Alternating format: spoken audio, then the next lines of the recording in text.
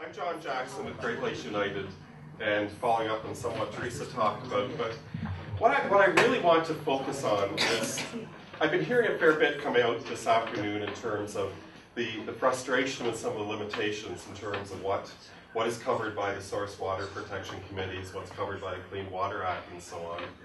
And I really am wanting to, in this presentation, sort of reinforce that need to keep our eyes open broader and to make sure we're still working on those other water issues and recognizing the connection between other policies that the government is making, that provincial government is making, that they don't directly relate as water policies, but which do have a dramatic impact upon water.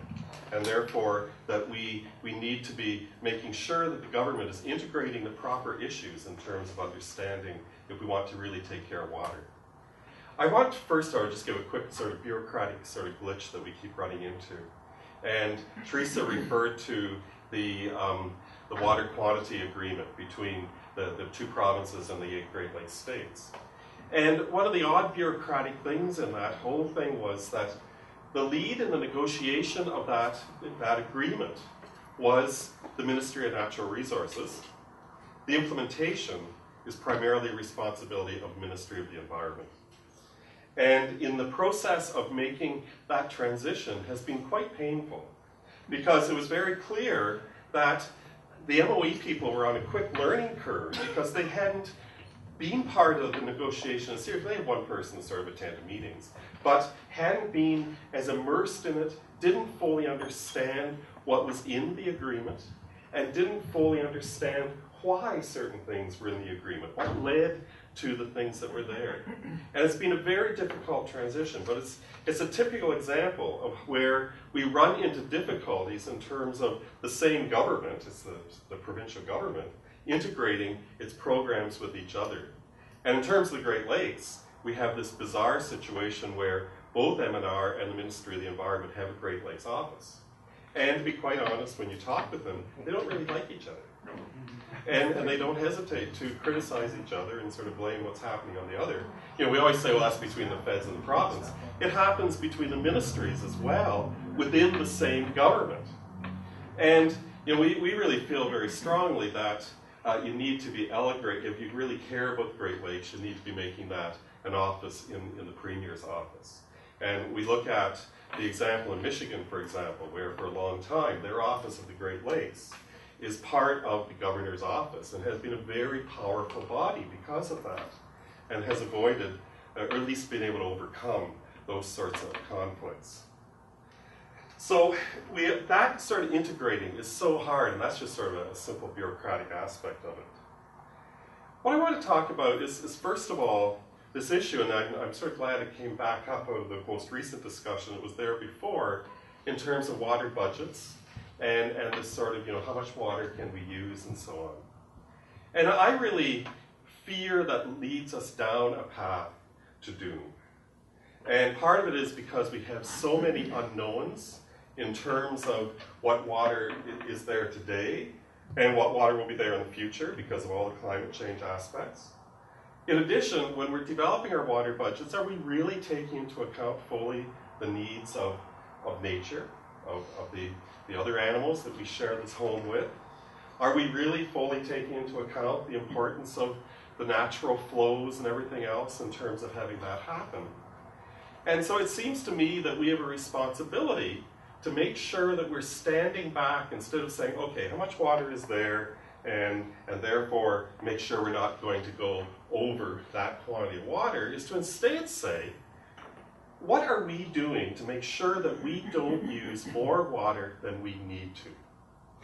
And that means looking seriously, much more seriously, and requiring, legally, conservation. And I mean by that going far beyond our current approach to, you know, low-flow toilets and all those nice things, and the shower heads, etc., but to going to saying reuse, you know, recycling the water, putting the water back through the system a couple of times, you know, redesigning our institutional setups in terms of the plumbing and so on in our homes, in terms of, you know, using the high quality water only for the drinking water, quality water, only for the things that need drinking water quality. And we need to start changing, you know, our building codes and all those other things to do it. But my fear is that when we get ourselves down into the discussion of the water budget and the implication then that I can use up that amount and it's okay, that we're really misleading ourselves and we're not really being responsible members of the environment, which has a lot more people, well not people, a lot more creatures living in it than just us, as well as all the unknowns. And any hydrogeologist, for example, will tell you, even though we drill whatever number of test wells, it's still guesswork what's really down there. We can't really be sure, as well as what may change, especially with climate change.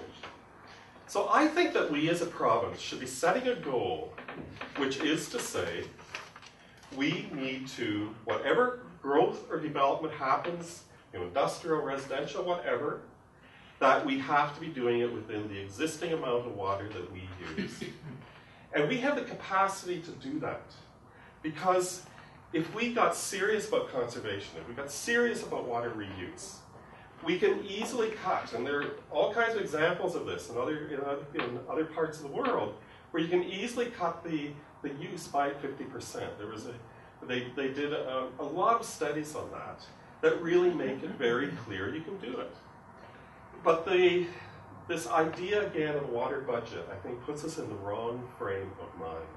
So I'd like to see the provincial government set a target, which is to say, no increased use of water, or indeed, even better in my mind, is let's start reducing the total amount of water that we're using. And the problem is that when we set targets like that, usually what we do, and we do it in waste, I've done a lot of work in waste for people who know me, and the classic thing we do is say, yes, a reduction per capita, which means you still increase the amount of waste you generate because of population growth. Well, I don't want us setting targets like that for water, which is, and that's what we tend to be doing, is use per household reduction. And that, with growth, means we still end up using more water. It's not getting us where we need to go, which is that cap of the entire total use. And technically, it's there. Technically, we have all the methods to do it. We just have to start putting our priority on it. We need to start changing the legislation and the building codes, etc., to allow that and to push that to happen or force it to happen. And, you know, financial support to make the transitions and so on as well. But that, to me, is the critical thing we need to do if we're going to take care of the source water protection.